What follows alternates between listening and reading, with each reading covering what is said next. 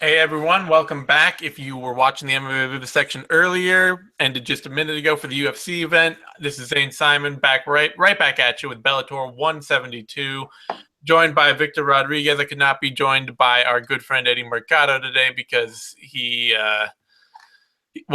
ICE is out in force if you haven't heard. So God, it's even more hilarious because he's Puerto Rican. So it's like, yeah, okay, sure. Put any fucking body. We don't care. We're doing this. I mean, I'm not saying I tipped him off, but he's I'm just saying. I'm not saying he's hiding in a bomb shelter somewhere in a turtle position like this. But hey, I mean, I'm just saying, look, you guys play ball with me, or I'm gonna start calling people. Like that's how this is Trump's America now. So this is how we roll. It's the land of dry snitching is what the fuck that right. means. On that note, we are here to talk about Bellator 172 and a card that is both cool and really, really, really fucking Bellator at the same time. I'm still trying to balance this whole idea of having Fedor fighting for you on top of a card and then putting 30 fights nobody cares about under it. Like, yeah, that is the most Bellator / Strikeforce thing.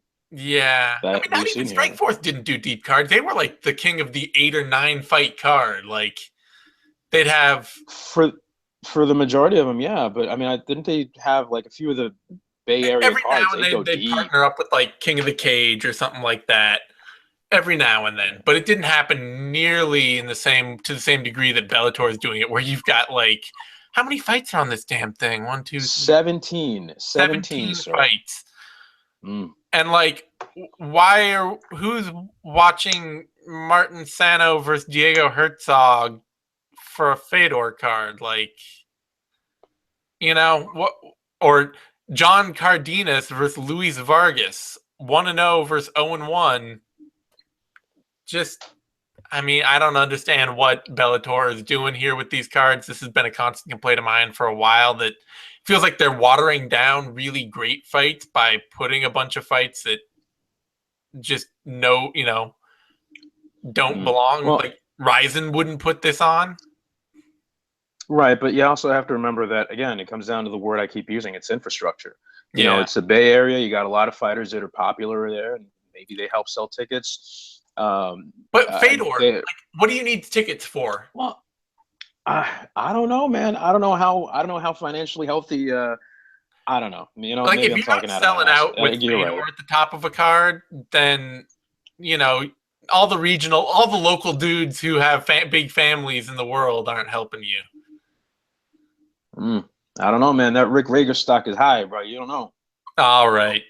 Anyway, we are not going to talk about most of this card. There are a couple things that I'm going to get out of the way I'm excited about on the undercard that I'm watching out for. Carlos Eduardo Rocha is back. I like that dude. I liked him in his UFC run. Things have not gone well for him at any point since then. He cannot get a win. He's gotten knocked out in both of his last 2 fights, but he's a weird, funky grappler, and I always like those and got a soft spot for him. And then Anatoly Takov is in Bellator.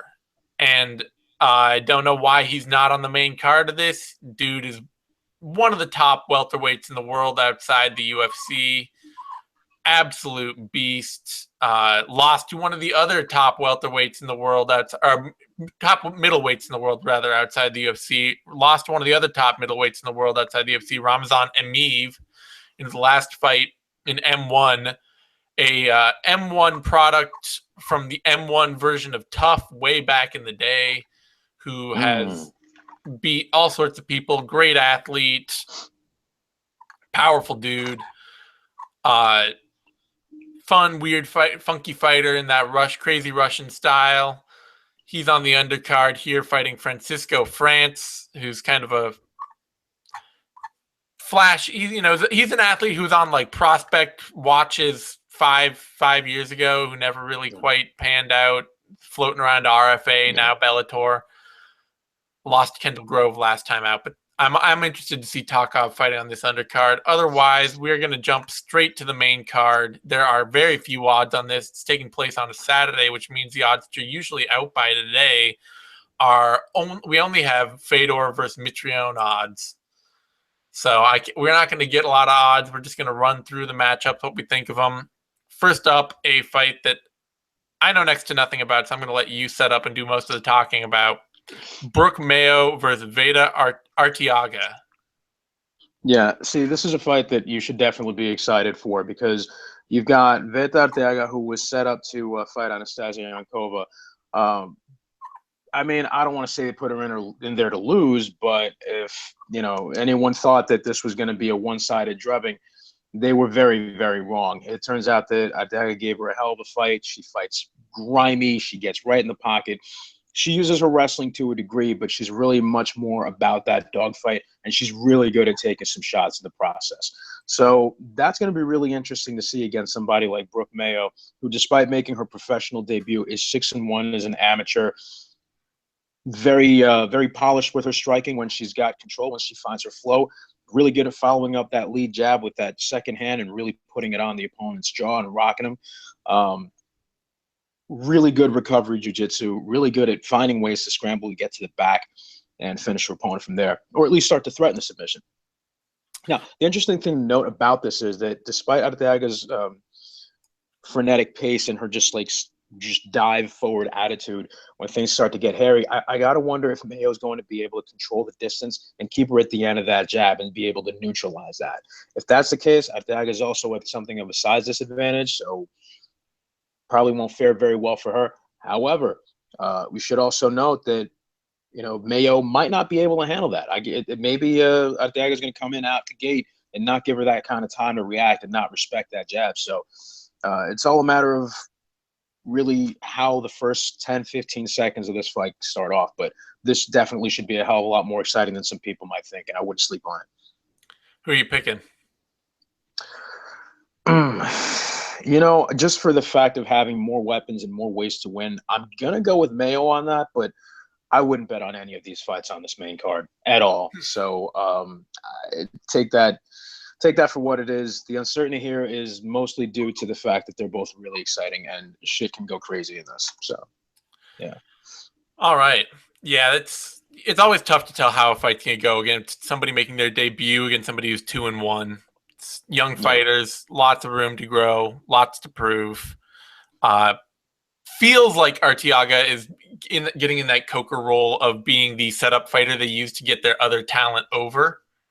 So it'll be interesting to see if that is the case or if she can play spoiler. And classically under Coker, even if you do play spoiler, you still just get set up to get other people over. That brings us to a welterweight bout, Josh Koschek versus Mauricio Alonso. And this feels a bit to me like an attempt to get Koschek started in Bellator with a win. Seems like, I don't know what it is with, I mean, I like Paul Daly, but it feels like a lot of the fights they've had targeted for Daly have just been kind of mismanaged. Like I remember at the recent press conference where, you have all this heat around Paul Daly versus Michael Page right now. And they book Rory McDonald, and then they have a press conference, and all the questions are like, when are you fighting Michael Page? And it's like, you got to realize how much more people want to see Paul Daly versus Michael Page than Paul Daly versus Rory McDonald. Yeah, no, it's a very strange set that they've got going on at welterweight, especially that top group, which I wouldn't know how to even rank them at this point. But it is a fairly nebulous thing, right? Because it's just a handful of names there, and I'm not sure they really know quite what they want to do with them and what these fighters are willing to agree to do in that respect. So for Koschek, a lot of it, it's like, when are you fighting Paul Daly? When are you fighting Paul Daly? And now he's fighting this guy who has been at middleweight for the past few years of his career, which actually makes this kind of an interesting fight to me because Koschek, it's not that he's not the same fighter that he used to be. Like, I think he's still in shape. I think he's still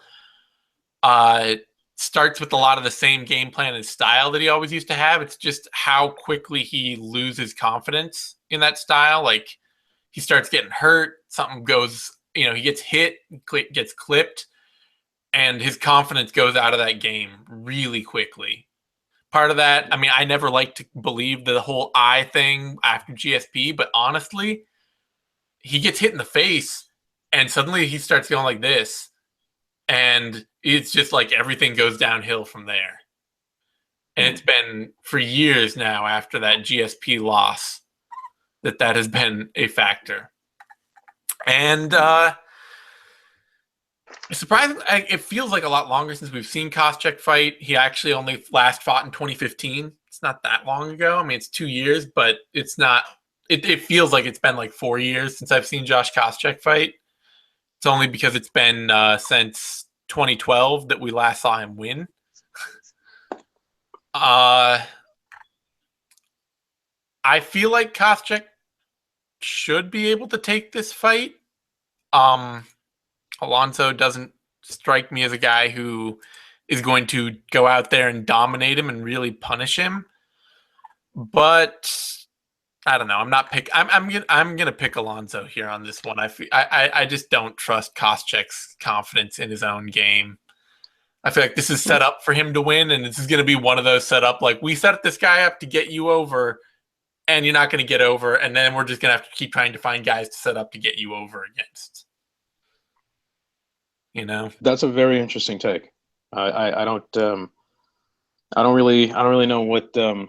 All right, let me just to collect my thoughts here. First off, starting off with Alonso, you're absolutely right that he's fought a bunch of these fights at middleweight, and I'm not sure how the weight cut is going to affect him really. He started at one. It seems like he started at 170 at least, so right. He's not foreign to it. Yeah, the problem that I don't want to put too much stock into that right now because of the fact that, hey, maybe he can handle it. I haven't seen it. I don't know. But judging what we have seen from him, if you've never seen Alonso fight, he has more of that David Branch type of frame. He's got some muscle on him, but he's just got sort of like the long, lanky legs. He's got the long torso. He's somewhat like Branch in his striking too. He seems to paw out a little. His movement seems a little slower and more deliberate. And he does have a tendency to wait for the counter game to come into play. What I don't know is how that's going to actually work in his favor, because we've seen Koschek come in and be an explosive and dynamic wrestler, cut the angle, once he snags a leg, either work with the single leg or snatch the double. But what you always notice in his fights is that he works his hardest to immediately after he gets the takedown, try to get into side control right away and beat those legs. If that's the case, then Alonso's going to be in a hell of a lot more trouble than we thought, because what I've noticed from his fights before is that he's really good at getting his butterfly hooks in if the opponent is squared up to him. If we're talking side control, it's going to be a different game. He's going to be there for a while, and he's probably going to be eating some strikes in the process. Either that or some kind of weird stalemate where Koschek is kind of just, jockeying for position and trying to do something else. Does Koschek have the submission chops to put him out? Maybe. I don't know. He's going to have to soften him up a lot. Definitely from a perspective, I think Koschek is going to have something of a speed advantage too. I'm actually going to go with Koschek on this one, although it's just not really going to be a very pretty fight, and I don't see either guy finishing the other. Yeah, I mean, I would go for Koschek just because I know, like, he's a better fighter who's performed better. He's got a better skill set. He's still, I think, shows up to be the same fighter that he has been in the past. It's just I don't trust him to carry that round after round. And if I feel like the moment he meets any opposition there in his game, it falls apart. And Alonso is at least like scrappy and competitive, and it just makes me feel like if he can put enough resistance in Koschek's just gonna fall apart at some point. I don't trust it. Maybe, but I guess you got to wonder who's going to crack first, and I don't really know if Alonso is going to be that guy to. I mean, if it were someone else that maybe had a little more of that grit and resolve, but that wrestler mindset's kind of hard to bet against. So I don't know. I think I'm going to stick with Koschek on this. But it's been 4 years since he's won. Five It years. It has. This is true. This is very true. But what are you going to do?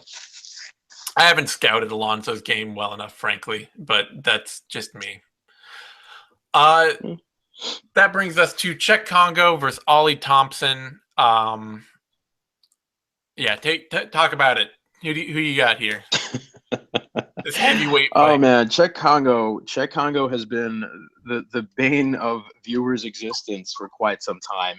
I can't remember the last time he had a fun fight other than the Pat Barry fight, which he probably should have lost because he just hit that reactive punch near the end and he won. But other than that, your best Cheik Congo moments are him getting his ass beat. Roy Nelson, Frank Mir, Pat Barry, like that's really where it's at. So I don't know. Since he's been to Bellator, all we've seen is him grabbing guys, usual MO, right? He clinches him up against the cage. He starts breaking him down with knees. There's a nut shot or two involved. He's hanging on to the shorts, although he's done a lot less of that lately. There was that fight against Volkov where he out wrestled him and he basically just stayed in control and pummeled him a bit.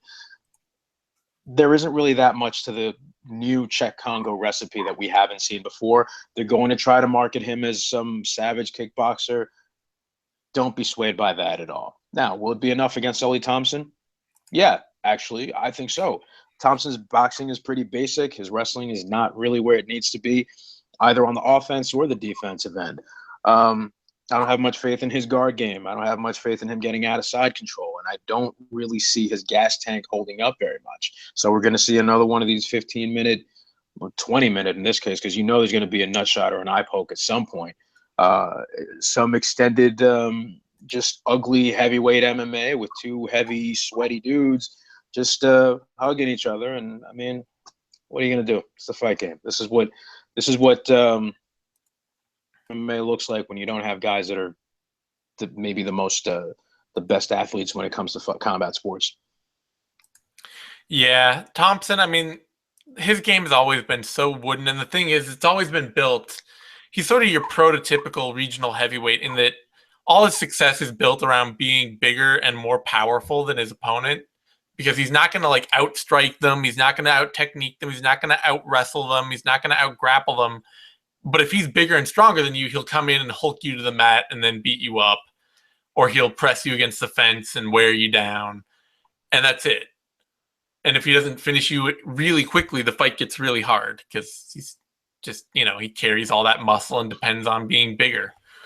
And yeah, that when he meets somebody that he can't just out Hulk, the fights get ugly. He tends to look bad. And Cheik Kongo, you actually have to out technique him pretty much. You have to be able to you have to be slicker than him. And I don't see Thompson being able to do that. Otherwise, Kongo will just wear you down and stifle all your offense, shut every bit of it down, and steal away rounds. So hard not to take Cheik Kongo here. There's no odds. So. No. And you don't want to bet on this fight anyway. Again, you don't want to bet on any of these fights at all, ever. None of them. All right, that brings us to the co-main event, a fight I actually really like. Josh Thompson versus Patricky Freire. I like this fight. You don't like this fight? I know. I love this fight. Don't let that facial scrunching throw you off. I love this fight, top to bottom. It's just going to be hard to pick. That's all. I'm going to pick Josh Thompson here. And the big thing is, for me, I like the Pitbull brothers. They're cool dudes. They have a fun fighting style. But I've never been that sold on their fighting style. They don't wrestle and grapple nearly enough. They don't grapple enough for as good a grapplers as they are. They're not great wrestlers, but they don't grapple enough for as good a grapplers as they are, partially because they're not great wrestlers. And their brawling style has always been kind of fits and starts. Like, it can be really technical, it can be really pretty, or it can just kind of be there. Like, they've been hittable, they get sparked by better athletes, like Michael Chandler sparking Patricky last time out. And they're not bad fighters, but it's always been a notch below the elite. and it's always felt a notch below the elite, especially for Patricky. For Patricio's a better athlete, a more fluid fighter, and a lot of what he does comes more naturally to him. And I think that his style's worked for him more over the years. But Josh Thompson, like, it's really seeing how Thompson has done in Bellator. It's really hard for me not to look at his UFC run and say that he can get out slicked by Bobby Green and Benson Henderson, but losing to Tony Ferguson is no knock on Thompson not being still a top 20-ish lightweight out there. Absolutely. And absolutely.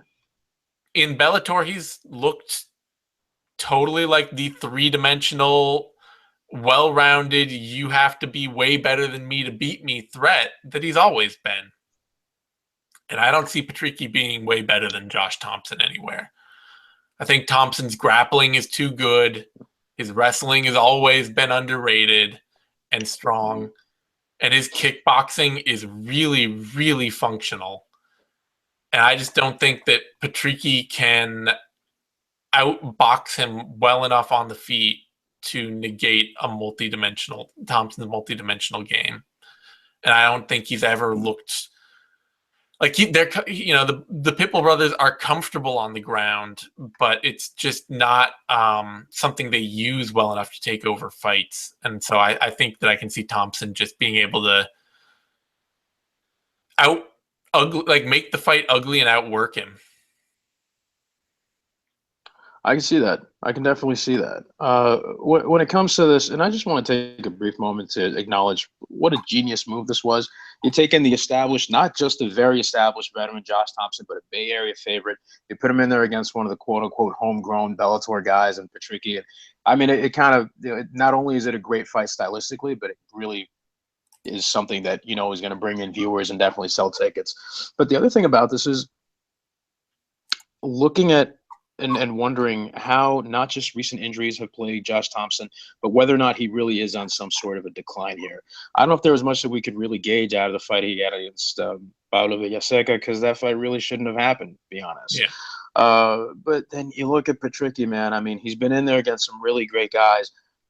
But Thompson, as you mentioned, he's got really great kickboxing. He's got a style that's really good for winning rounds in particular. And if he gets the finish, if the finish is there and that opportunity is present, he's definitely going to take it. But what's so great about watching him fight is that he's not going to force it. That's what makes him so smart. And again, also another one of these fighters that's really underrated in that department. His fight IQ, or FIQ, is really, it's one of those things that I kind of realize that when it comes to a lot of fighters, it doesn't get the kind of attention that it should get.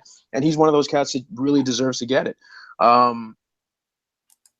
don't know. I mean, Patricky, I don't know how well his cardio would hold up. Josh Thompson, I'm not worried about in that department. Again, despite the age and the wear and tear, I don't know, man. I got to go with Josh Thompson on this. I'm not sure how exactly this would go, probably by decision, but I think that he has the ability to neutralize Patricky, and whether it's keeping the range and, just landing a couple of strikes to the point where. And then there were three. Oh, Jesus. Oh, there he is. And then there were three. Here comes a new challenger. My man. What are you? Picking Thompson. I'm picking Thompson. Are you picking Thompson? Man, I am. I'm reluctantly picking Thompson just because he's more complete everywhere, and I feel like Patricky could be too passive at times. So I just feel like he's going to be a spectator, and he's not going to pressure Thompson, and that's what you have to do to beat him, like Bobby Green did. So I got to go with Thompson, but by decision. But, man, I hope he doesn't get knocked out. All right. Eddie jumping in at the last minute just in time for Fedor Mitrione, right when he's needed. All right, I'm gonna lead the Fedor Mitrione discussion because I have thoughts about this fight. First of all, kill your heroes. So I'm glad this fight's getting made. But I like, if Fedor has to fight, this is fine. Like, that's kind of my feeling on it. If he says I've got to take more fights, I've got to be back in there, might as well be fighting Matt Mitrione. Like, I don't know. I mean, Fabio Maldonado was a well-booked fight too, you know? Like, these are the kind of fights that Fedor might as well be taking these days. I think Fedor is going to lose this one, though. I am picking against Fedor. And partially, this is based on, I don't know if either of you guys have heard this from Kareem Zidane, who's got a lot of contacts in the Russian side.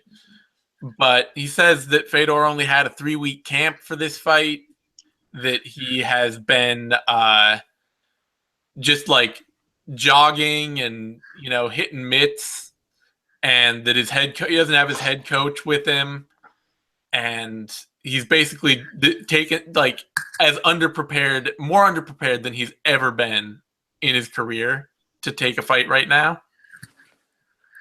That does not bode well. Mitrione, for all his flaws, has become a pretty decent boxer over the years. He's got really good power. He's got fast hands. And what we saw to Fedor in his fight against Fabio Maldonado is not just a fighter who can be cracked, but Fedor who those like his famous bursts of power are a lot less accurate and decisive than they used to be, and they come at a much higher toll for him in terms of his cardio and his ability to keep fighting through those bursts.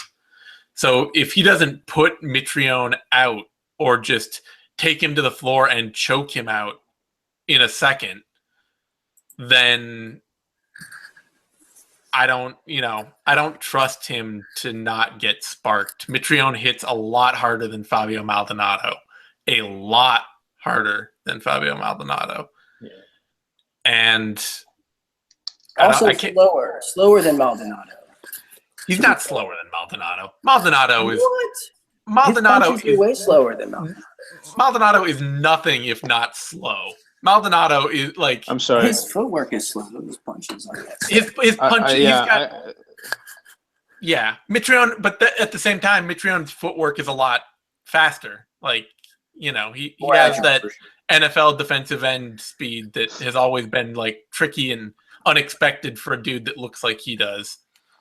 And an equalizer. It's a matter of what Eddie's, and I get what you're referring to. It's, you know, Maldonado probably is maybe a little more spry, but when Mitrione turns it on and he decides he's going to rush in, it's a very rapid blitz, and his hand speed seems a lot better too. I also don't know that. I think that's what Zane's referring to. I also don't know that Maldonado's speed is what allowed him to catch Fedor. Yeah, I don't think that had a lot to do with it. That's very true. So I just think that Fedor, especially if he's coming in underprepared, is not going to come in with a good game plan to take Mitrione down and sub him. He's going to come in and fight like he needs to knock him out in a half second.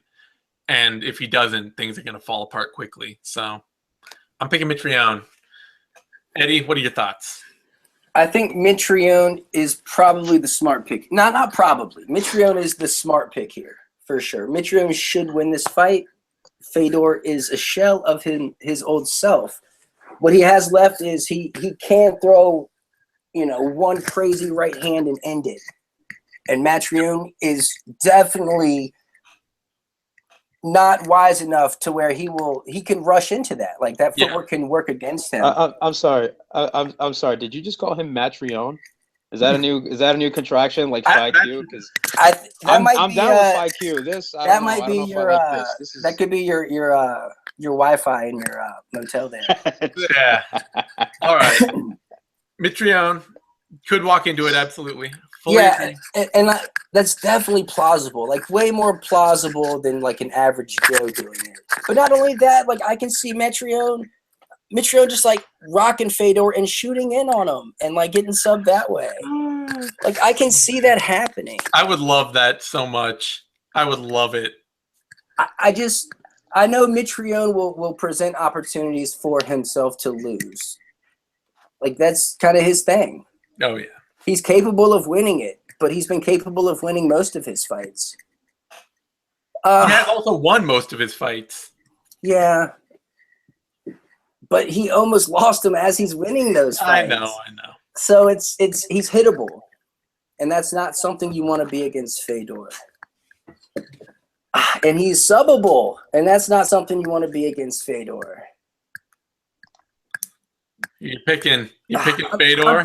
I'm partial heroes pick here, but I think Fedor's going to catch him, either a sub or a. But you know what? What you're saying about his lack of preparation is definitely cause for concern. Yeah. Because Maldonado's a dude that can be taken down and subbed with a quickness too, and Fedor did none of that. Like, yeah, he looked really bad. He did not win his last fight. No. All right, Vic, who are you picking? All right, a couple of things on this. You mentioned the Fabio Maldonado thing. I mean, it was just a matter of timing it right and catching him. And Fedor definitely was not very good with handling that kind of strength. And as we mentioned already, Mitrione, he has a lot more right behind that. He puts his full body weight into some of these shots. If Fabio can catch him and rock him with a shot like that and almost put him out, I don't see any reason why Mitrione can't. And on top of the fact that, he's just that much faster, as we've already established. He's able to really close the distance, and Fedor won't see that coming. I do have something of a problem with Mitrione, being sort of in his own head regarding that. We've seen him have these wild brain farts. But then again, you see him in a fighter against, he wasn't what he is now, but when he fought Derek Lewis, for example, he took a heavy-hitting guy who's also got some pretty crazy hand speed and was able to put him down. I mean, we see that he still has the knockout power. We still see that he's got the athleticism and speed. It's just a matter of whether or not his technique is going to match up. As far as Fedor's camp is concerned, I'm not really sure that this is going to bode very well for him. If you haven't heard or if you haven't read any of the stuff that Kareem's been writing or talking about regarding this, I mean, he had the Russian Christmas thing, and then he's got some other obligations. So he has had very little time to prepare. Again, does he really need that kind of time at this age? I guess maybe in terms of his conditioning, but I don't know, man. I don't really, outside of Mitrione doing, what was it against Ben Rothwell, where he was styling on him and he dove in for a takedown and got submitted. Replicate something like that. I don't really see how Mitrione loses this fight unless, again, he gets careless, drops his hands, or something dumb happens. Carl Salmonatafa was able to catch him and hurt him. I'd like to think he's going to be a hell of a lot more careful this time around. So I'm going to guess probably Mitrione by some sort of wild decision. And no, Fedor Sweater is not going to save him. I don't know why they did that promo, especially with Hulk Hogan. I don't know why you'd want to invoke the spirit of Hulk Hogan in 2017. Let me tell you something, racist brother. Put on this sweater. Nah, I don't know why you're trying to hear that shit. No, I think Mitrione should be the sensible choice here to win this fight. And that's pretty much it. It's going to be very sad to watch in the end, though. All right. Odds on this. This is all we got odds for, so that's all you're getting for odds. Mitrione opened at -135 as the favorite. Dropped down to -200, is now up to -133, so he's basically right back where he started. And Fedor opened at -105, went up to +175, and is back down at +109. So the odds immediately jumped way out and have been getting narrower. Too many X factors. Maybe the only thing I would say, no. Under 1.5 rounds is -185, and that's so at even favorite odds for under a round and a half isn't worth it. Too many X factors, too much weirdness. Mitrione too mistake prone, Fedor too old. I'm still picking Mitrione, but it should be a fantastically strange shit show. Freak show. Yeah. Mm-hmm. All right. Eddie, I'm sorry you just dropped in. It feels like I should ask you for more opinions on all that, but I got other shit to do, so we're closing the show. You can find me on Twitter at These Ain't Time. You can find Eddie on Twitter at The Eddie Mercado. You can find Vic on Twitter at Vic M. Rodriguez. You can find all three of us over at BloodyElbow.com. Give us a thumbs up over on YouTube. That helps us a ton. Subscribe to our YouTube channel, MMANation.com, DOTCOM. That's where you get all the latest BE shows, videos, interviews, analysis, all that good stuff. We will be back next week with If I Did It, Knuckle Up. I will have a 6th round probably for the UFC fight on Sunday, and we will have the MMA Depressed Us, all our other heavy hands, all our other non-fight week shows next week because it's not fight week, and maybe even something else if there's a card that we can agree to show up for. Thanks, everyone, for tuning in, and we will all see you next time.